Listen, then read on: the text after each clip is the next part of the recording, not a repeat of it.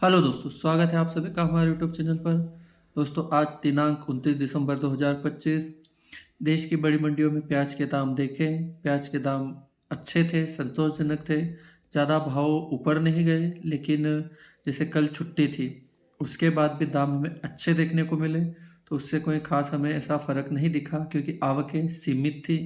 आवकें अगर बढ़ती तो भाव थोड़ा नीचे जाने की एक शंका थी, लेकिन आवकें वैसी की वैसी ही रही। तो भाव जो है हमें ठीक ठाक देखने को मिले। कहीं पे थोड़े, जैसे आप समझिए, 100-200 रुपये किलो मतलब क्विंटल से तेज़ी, कहीं पे 50, कहीं पे 100, कहीं पे 150 रुपये क्विंटल से तेज़ी दिखी। लेकिन फिर भी भाव अच्छे देखने को मिले। अब बात करें आज, तो आज एक दिल्ली की तरफ से न्यूज़ है कि दिल्ली में कुछ माल जो नेफेड की, और नेफेड और इसके अलावा एक संस्था है NCCF, उस उससे है। दूसरा, जो बांग्लादेश निर्यात चल रहा है उसको लेकर खबर है, और कुछ अपने क्षेत्रीय खबर है, तो वो आपके साथ साझा करेंगे। वीडियो की शुरुआत करते हैं। तो आप समझिए कि अभी की बात करें तो गुजरात की तरफ से कुछ गाड़ियां दिल्ली की तरफ गई। जो गुजरात है वहाँ से नया प्याज दिल्ली की तरफ गया, और थोड़ा पुराना भी गया। गुजरात के जो प्याज है उसके दाम वहाँ पर दिल्ली पे आप समझे 15 से 20 रुपए के अंदर देखने को मिले। और एक उम्मीद है कि गुजरात का माल अब थोड़ा ज़्यादा मात्रा में दिल्ली की तरफ आने लगेगा। लेकिन भाव पर इसका क्या असर होगा तो हमें कोई ख़ास देखने को नहीं मिलेगा, क्योंकि गुजरात का माल जिस तरीके से धीरे धीरे अगर बढ़ेगा, तो अलवर और खेरतल में आवकें अब थोड़ी कम देखने को मिलेगी। माल आता रहेगा, लेकिन कम मात्रा में आएगा। तो अगर वहाँ पर ज़्यादा उत्पादन नहीं होता है, या मतलब बुआई का रकबा ज़्यादा नहीं होता है गुजरात में, तो जो अलवर और खेरतल का माल है इनकी जगह गुजरात का माल लेगा।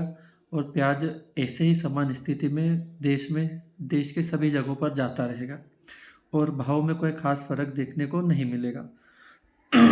दूसरा है कि जो पुराना प्याज है उसकी आवकें कम हुई है, लेकिन वो लगातार आता रहेगा।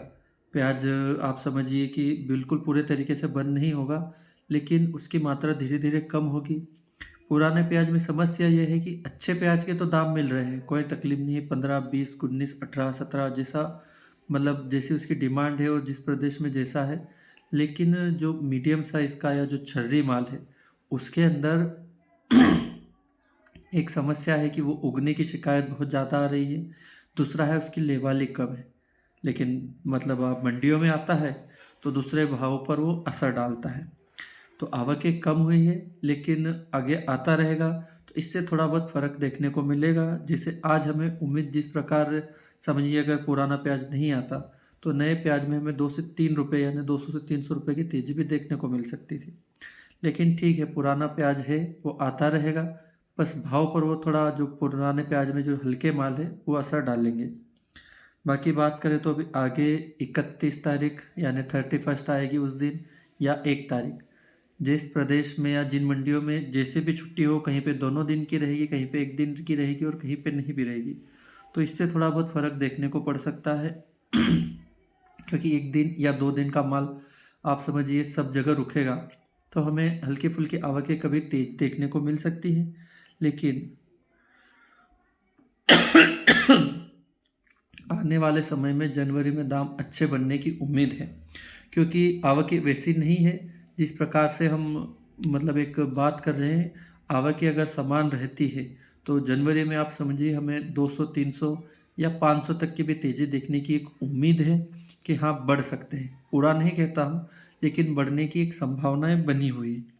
अगर, तो आप समझिए, डिमांड बढ़ती है तो बढ़ेगी ही सही, और अगर प्याज थोड़ा सा अधिक मात्रा में आता है तो फिर भाव थोड़ा बहुत डाउन भी हो सकते हैं। लेकिन एक उम्मीद सभी तरफ से, दिल्ली के व्यापारी भी एक ऐसा ही बोल रहे हैं कि हाँ, अब माल सीमित हुआ है, आगे भी सीमित होगा, और मतलब आप समझिए कि भाव बढ़ेंगे। बाकी अब कितना बढ़ेंगे, क्या बढ़ेंगे, वो तो अभी आने वाले समय में, जैसे नए साल में आप समझिए 1 हफ्ता होगा, उसके बाद ही पता चलेगा कि क्या होगा। दूसरी बांग्लादेश की तरफ की बात करूँ तो बांग्लादेश में आज भी लगभग आप समझिए 40 से 60 गाड़ियों के बीच में गाड़ियाँ गई, और जो निर्यात है वो चल रहा है। स्लो चल रहा है, लेकिन चल रहा है।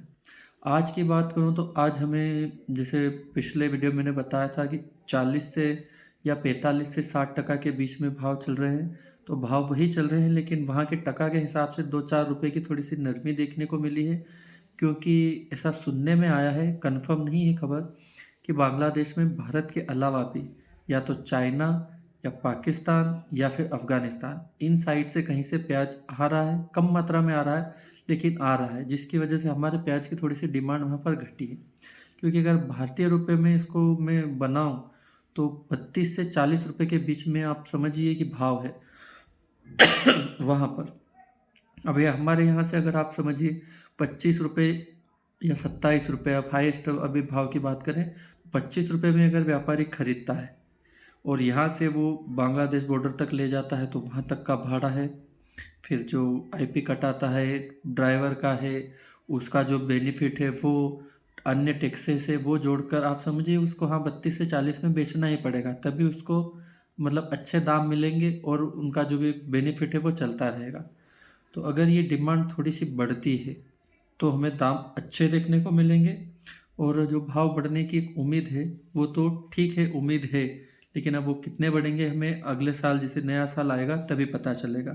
दूसरा, दिल्ली की तरफ से एक जो खबर आई थी, तो दिल्ली में एनसीसीएफ जो प्याज का भंडारण करती है नेफेड के साथ, यह संस्था दिल्ली में जो एनसीआर है वहाँ पे आईएनए मार्केट करके है, फिर आरके पूरन में कहीं मार्केट है, मॉडल टाउन, शालीमार बाग, और ऐसी 16 जगहों पर जो इन्होंने भंडारण किया था वो प्याज निकाल रही है या बेच रही है।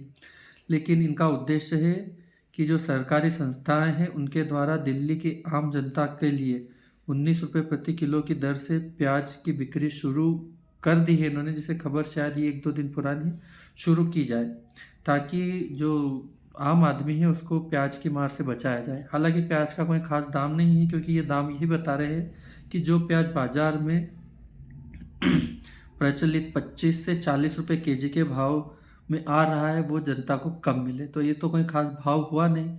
अगर इतना नहीं खा सकते, अगर आज मतलब आम जनता खरीद कर, तो किसान इतनी मेहनत करता है उसका क्या फल मिलेगा। बाकी ये प्याज आया है, अभी कितनी मात्रा में आया है मैं इसकी जानकारी निकाल कर आपके साथ साझा करूँगा।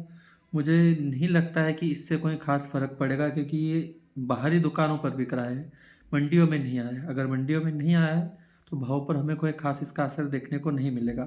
हाँ, लेकिन अगर ये अधिक मात्रा में बाहर भी बिकता है तो हमें जो 1-2 रुपए की बढ़ोतरी है देखने को, मतलब बढ़ोतरी की उम्मीद है या देखने की उम्मीद है, जो भी है देखने को मिल सकती है, उस पर ये थोड़ा बहुत प्रभाव डाल सकता है।